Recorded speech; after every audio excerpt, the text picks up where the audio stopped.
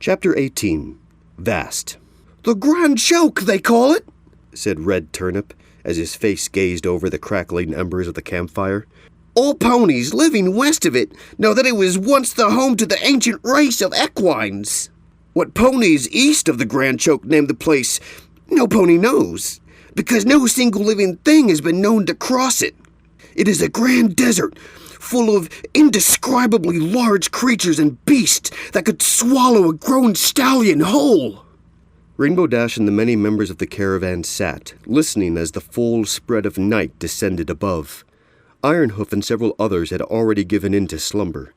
Full Trot had donned a pair of spectacles and was writing something in a tiny journal about the day's progress. Across the way, Gold Plate was examining several packs of supplies.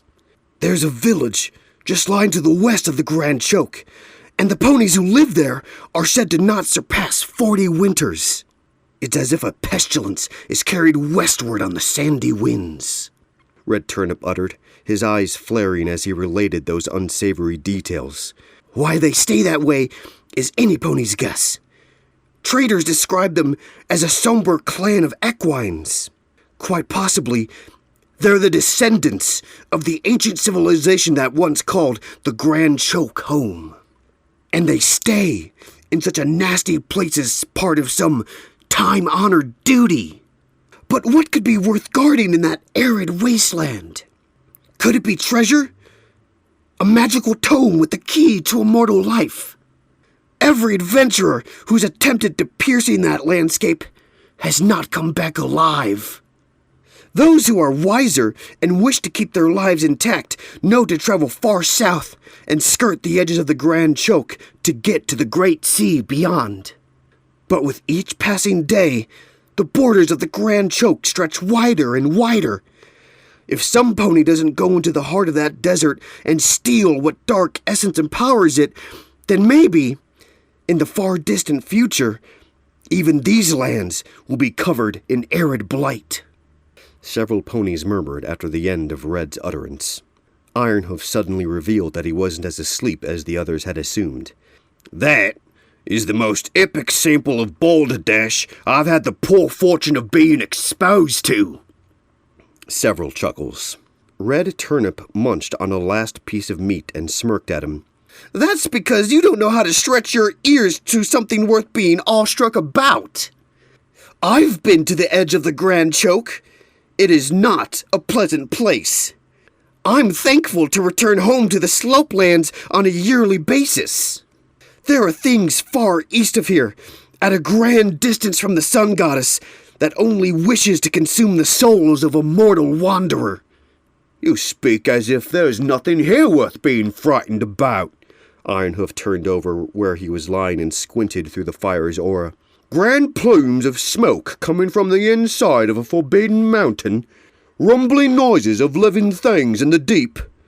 There is more lying in wait beneath the surface of our homelands than we would please ourselves to know." "Then how is it you sleep at night, Ironhoof?" "You don't shut up long enough for me to find out, Red." Several more chuckles. Rainbow Dash's lips curved slightly. She heard a voice from behind. "They dramatize about travel because they've only done so little of it." Rainbow Dash turned and blinked at Full Trot. "Huh?" The elder paused in scribbling in his journal. "None of them have seen much of the world. Not really. I've traveled far more than any of these brazen cults combined, and even I don't find much worth sharing. The way I see it, you can't convey the glory of this vast world through words any more than you can through gestures. Ponies have to see the diversity of the realms beyond the Slopelands for themselves. Those who've only barely pieced such immensity must make up for it with stories." Rainbow Dash smiled. "But stories can be fun." "To give into imagination has an undeniable touch of foolish excitement." Full Trot nodded. "But once you've been everywhere, I mean truly been everywhere, exhaustion encompasses any and all enthusiasm." "Want to tell them that?" Rainbow Dash motioned towards the group. "I think it'd burst their bubble." "So long as they expect this world to surprise them and makes them do their job better. Otherwise, they'd be exactly where I would wish to be. Where's that? Home, child. Full Trot gazed at her. Some of us are sane, you know. She didn't directly respond to that. Full Trot didn't expect her to. He next said, I imagine you need a secure place to retire for the evening. Not a bad idea. You're welcome to stay by our fire. You helped build it, after all. What about your caravan? Where will you be headed in the morning? Oh, you needn't concern yourself with our journey, Full Trot said. Our proceedings would seem rather dull to your standards. You don't know who you're talking to. Rainbow Dash smiled. I live to improve all things. He squinted at her. His aged lips curved slightly. Very well. If you're so inclined, we'll be picking up an hour before sunrise. If it doesn't interrupt your journey, we'll be heading due east towards Windthrow. Heading east, huh? Rainbow Dash looked across the firelit camp.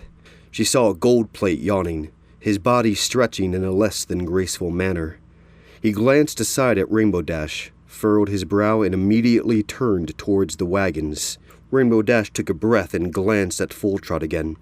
She spoke above the murmuring ponies in the background. I can totally do east.